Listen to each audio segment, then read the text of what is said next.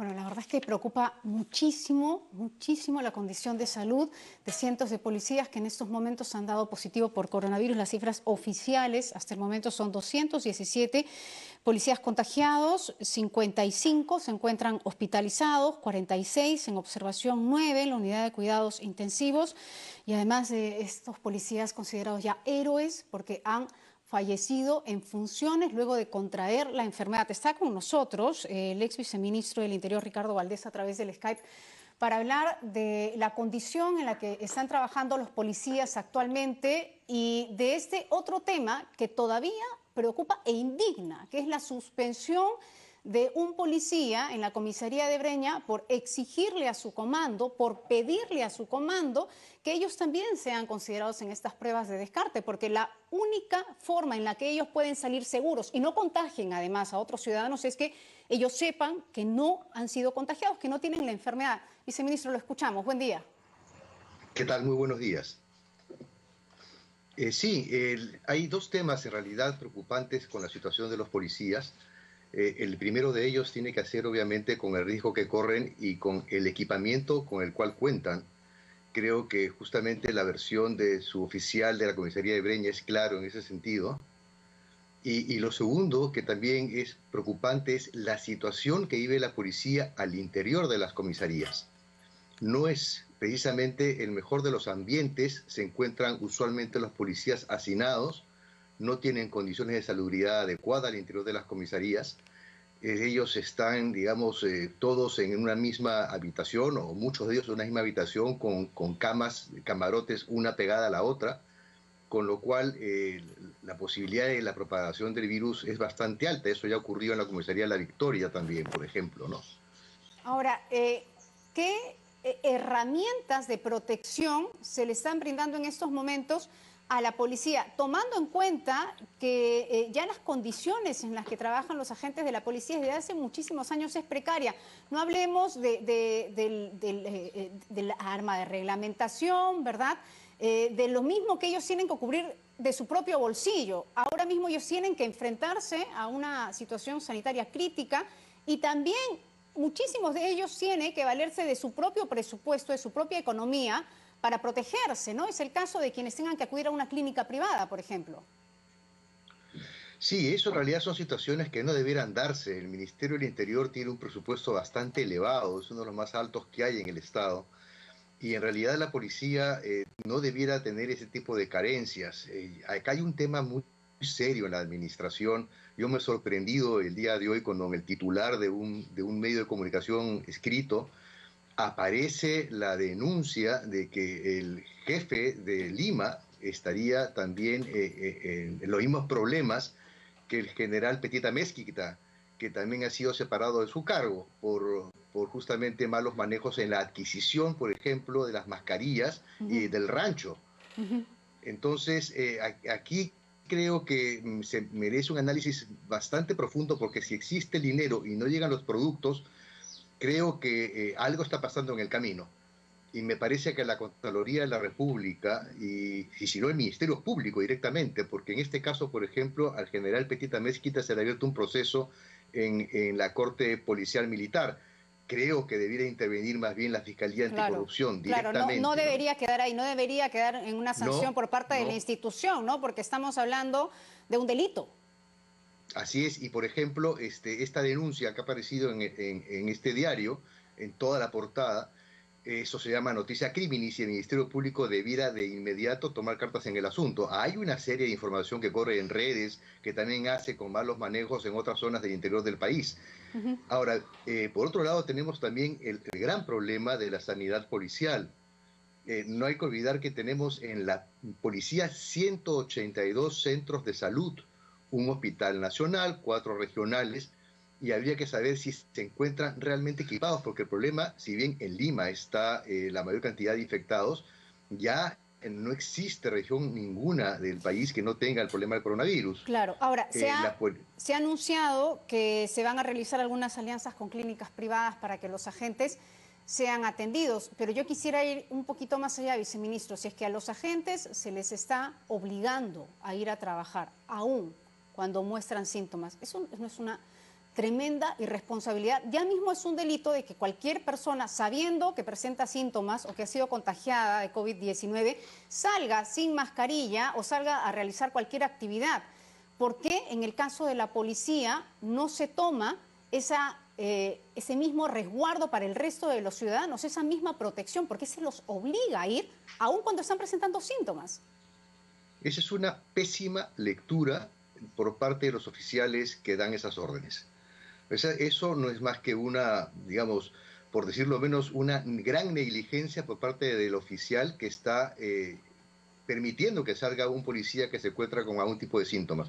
Lo que tiene que hacer ese comisario, ese oficial de la policía, es más bien derivar a la sanidad policial o a la clínica con la que tenga convenio o al Ministerio de Salud a ese efectivo policial. Eso es lo que corresponde. Eso es lo que corresponde no solamente para el cuidado del policía, que es lo que tiene que tener en la mente este oficial, sino que además tiene que cuidar a la ciudadanía. No puede poner en riesgo tampoco a la gente que se encuentra afuera. Supongamos que ese policía que se encuentra, que es un portador activo, vaya a cuidar la puerta de un mercado donde intervienen y pasan cientos de personas.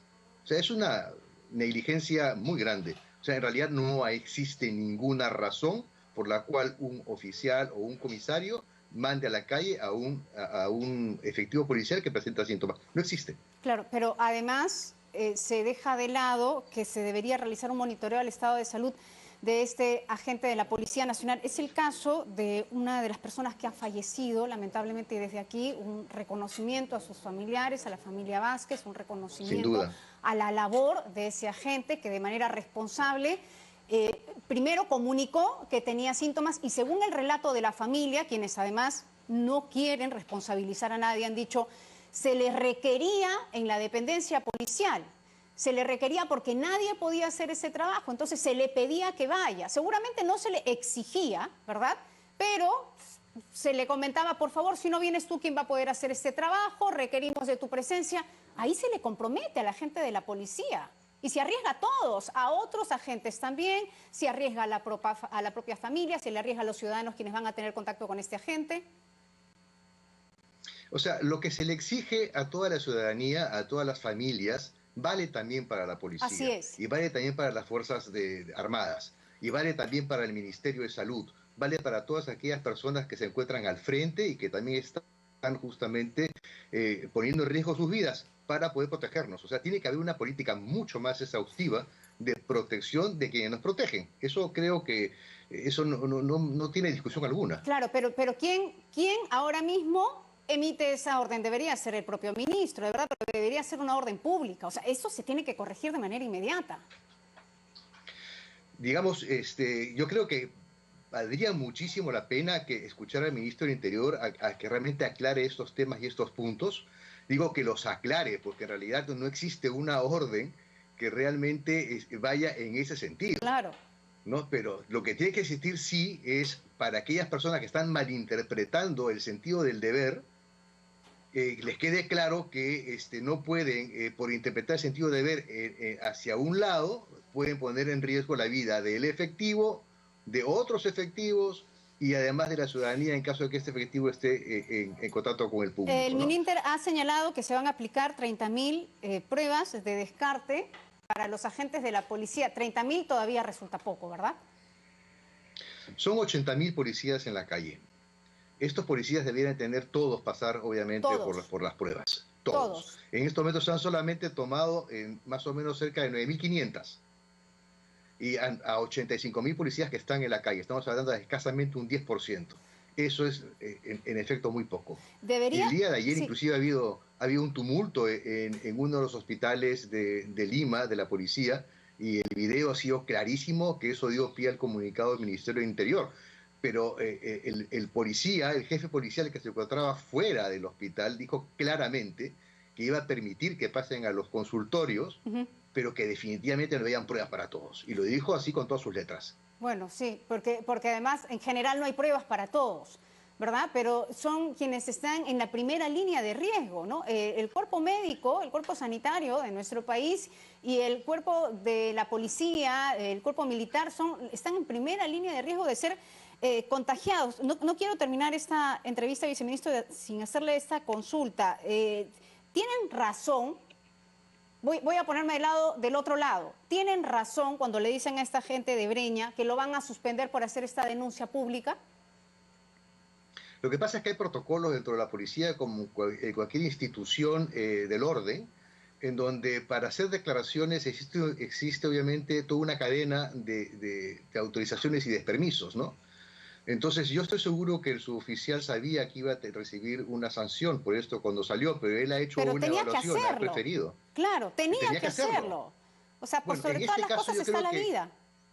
se aplica un poco lo que ha dicho la doctora Massetti. La doctora Massetti también ha dicho no se puede penalizar a los médicos que salen a decir no cuento con el equipamiento necesario. Claro. Es un poco lo mismo. Él lo que está diciendo de alguna forma el policía es aquí se está poniendo en riesgo la vida de nosotros y estamos poniendo en riesgo la vida de los demás. Entonces creo que eso va a tener que ser puesto en valor por la gente del tribunal que vaya a tener que evaluar la sanción a que se le quiere imponer a este suboficial, ¿no? Claro, y ahí se tiene que tomar en cuenta que se trata de casi de una condición humanitaria, ¿no? Porque se trata de Hay protegerse a sí que mismo también dejar en claro y de sus que compañeros. existe el debido proceso en todos, para todo el personal policial, y en este debido proceso, o sea, el mecanismo, digamos, de disciplinario establece que tiene que existir eso, es decir, tomarle al policía las razones por las cuales salió de esa forma, ¿no? Claro, se Aunque debería para tomar en todos nos cuenta. resulta evidente, sin embargo, el proceso establece que tiene que existir un procedimiento para ello, ¿no? Muy bien, muchas gracias. Era el ex viceministro del Interior, Ricardo Valdés, hablando de lo que